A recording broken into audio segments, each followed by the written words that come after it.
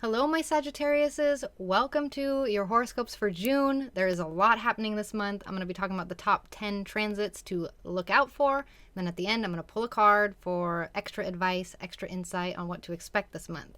There's a lot to cover, so let's get right to it. I'll pull up your chart.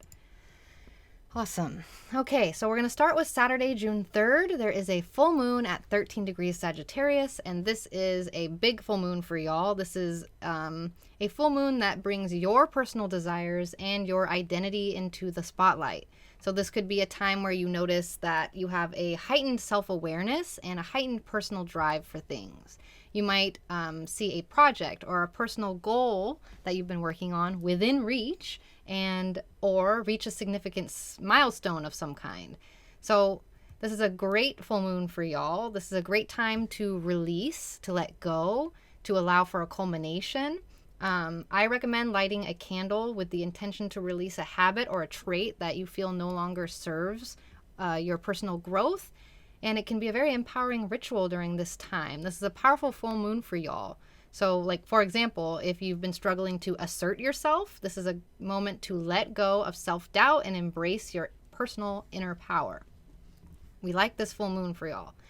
Moving on to Monday, June 5th, we have Venus entering Leo and then opposing Pluto.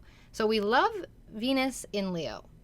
Venus saunters into your 9th whole sign house, and your love of exploration and your love of adventure gets a major boost. So you might find yourself attracted to foreign cultures, or find that you have a desire to expand your knowledge in general about the world, expand your horizons, broaden your horizons. There's definitely a high chance for romance to bloom while traveling or while you're learning something new, while you're in school. So we like Venus in Leo. The issue happens on Monday, June 5th for the ingress, which would normally be really nice, but the ingress is going to be a little bit dramatic because it will be, when it enters Leo, it immediately opposes Pluto in your 3rd house. And this creates a bit of a tug of war between longing for adventure and your daily interactions or your community, your environment, where you're at. So you might feel a strong pull to explore new horizons, but be mindful about how it will affect your day-to-day life. And then on Sunday, June 11th, we have two things happening. We have Mercury entering Gemini, and we have Pluto re-entering, retrograding back into Capricorn. I'm going to start with Pluto. So Pluto will be retrograding back into your 2nd house, and this is not a surprise energy. Like, we've been dealing with Pluto in Capricorn since 2008, so this is very familiar energy for you, but the ingress can signify transformative or some sort of transformation happening with your values, with your resources. So that means some sort of transformation happening with your money, with your finances, with your income, or with material possessions, something that you own, or your self-confidence, your self-esteem in general, also a resource. So you might find yourself reassessing your financial situation or seeking new ways to increase your wealth, and also reconsidering just what you prioritize, what you value most in life. So this might be a time where old financial issues re-emerge, which encourages you to address them and transform them. And it could also stir some sort of desire to redefine what wealth means to you. And this is beyond the material realm, right? So we have that happening. And then also on June 11th, on Sunday, Mercury enters Gemini, and Mercury will be sailing into your 7th whole sign house, which means you can expect enhanced communications in your personal relationships, in your business relationships, any one-on-one interactions you have with people, enhanced communication happening. So negotiations, agreements could go a lot smoother during this time. Your diplomatic skills are on high. You might also find that you are more inclined to seek out intellectual stimulation through other people, which leads to very enriching conversations. So it's a very social time as well. You'll want to be hanging out with people, talking with people, and probably having pretty good chats. And then on Saturday, June 17th, we have two things happening as well. Firstly, I want to talk about the new moon at 26 degrees Gemini. So this is a new moon in your 7th whole sign house of partnerships, and this presents a window for setting new intentions having to do with your ideal relationships.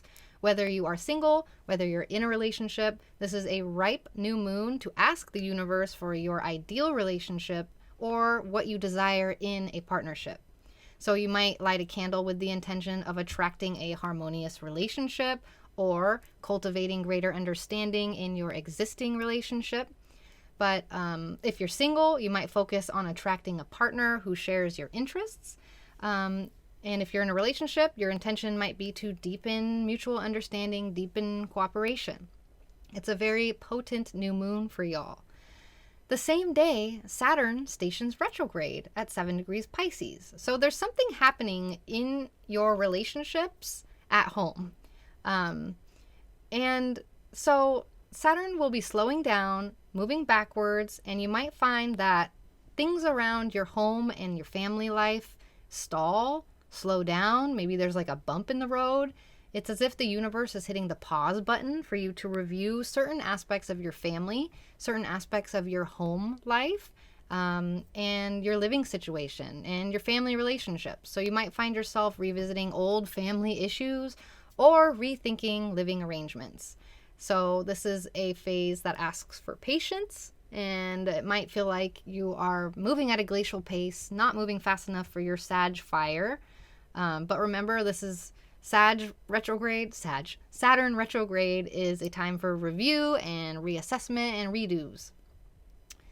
Next, I want to talk about Cancer season. So on Wednesday, June 21st, the sun enters Cancer, and it will enter your 8th whole sign house, and this turns the spotlight onto matters of intimacy, on matters of shared resources, and of personal deep transformation. So you might find yourself more focused on deep emotional connections and mutual dependencies for the entirety of Cancer season. So Cancer is also for you about mysteries and secrets, so you might experience some sort of desire to explore deeper truths or hidden aspects of your life, of your psyche. It's also a really good season to focus on financial stuff like investments, inheritances, debts, shared resources, that sort of thing. So Cancer season is a little bittersweet, right? It's very healing, it can be very productive, but sometimes it's a little challenging. And sometimes it's hard to see what's going on, and it reveals things, basically. Okay, Monday, June 26th is when Mercury follows suit and also enters Cancer, and this brings more conversations about deep matters. And so, like, probing conversations, sleuth business, like being really good at finding people online, investigative work, very, very on point. Also, your thoughts and your communications might take on a bit more of an intense tone as you dive into uncovering things. It's very, very beneficial time for therapy work, Cancer season for y'all. Again, financial matters, especially involving shared with somebody else, some sort of resource you share with a partner or somebody else, also comes into focus. You might be reassessing or revisiting these sort of things, and you might find yourself managing your finances a lot more meticulously, or again, discussing finances with somebody else. So it's a great time for research, investigation. Your mind is attuned to digging beneath the surface when Mercury's in Cancer. So the last day I want to talk about is Friday, June 30th. We have two things happening. We have a Mercury cazimi in Cancer, and we have Neptune stationing retrograde. So we have an interesting story at play here. If Neptune stations retrograde on Friday, June 30th, that means that Neptune will be moving at a glacial pace, slowing down in order to stop and station retrograde the entire week beforehand. So the last week of June might feel a little bit confusing, foggy. You might feel kind of lost, or like you don't know which way to go, or you don't know where your path is leading. And especially for you, this has to do with your home life, your living situation, your family. Not really sure what to do about things going on there. And on Friday, June 30th, when Neptune finally does stop, you might find yourself reassessing your idea of home, whether that's your physical living space or your emotional connection with your family. Old memories could come up, prompting you to examine these old memories with fresh, healed eyes. It's also possible that your idealistic version of your home life might require some grounding in reality around the end of the month. And we also have Friday, June 30th, we have the Mercury Cazimi at 9 degrees Cancer. And so this signifies an enlightening moment when it comes to deep emotional matters for you. Also, relationships, shared resources, and transformation in general. There's some sort of enlightening moment happening with these topics. And Mercury is having a heart-to-heart with the sun, the source of all energy and light. So insights, revelations, especially around intimate relationships and finances, definitely come to the forefront for you around the end of the month. So this could mark a fresh perspective or a renewal of understanding your intimacy and your finances. So let's see what the card has to say for the month. Oh, you got 2 cards. Interesting. Okay, so first we have, and these cards are from my Doreen Virtue tarot deck, fairy tarot deck. So we have the Princess of Winter. And this is a card that is very inquisitive. It asks you to be inquisitive. It asks you to be truthful. It asks you to be realistic and undiplomatic at times. It's very Sag energy. So this card tells you that this month may provide information that might help you, but also might be difficult to hear. It's speaking the truth with kindness. It's talking about an indigo child or an indigo adult.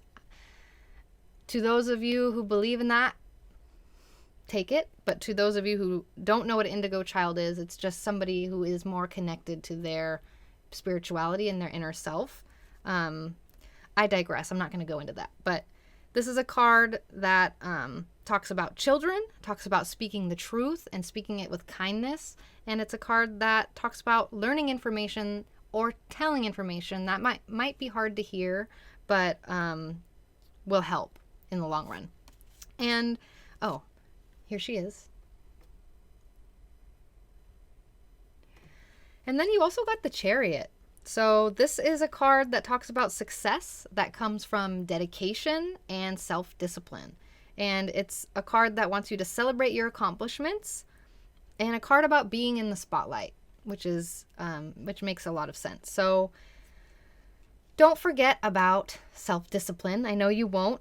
Dedication. And don't forget to celebrate your accomplishments.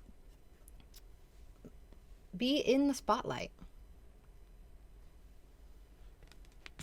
All right, and that wraps up your horoscope for June. Thank you so much for joining me. If you enjoyed this video, please give it a thumbs up and hit that subscribe button for more astrology goodness. If you are hungry for even more astrological insights, you can join my portal for exclusive weekly or monthly forecast and horoscopes. You can book a one-on-one consultation with me, or you can become a member of my wonderful Discord community. So check out the links in the description to get started, and take care, my friends. I will see you next time. Bye!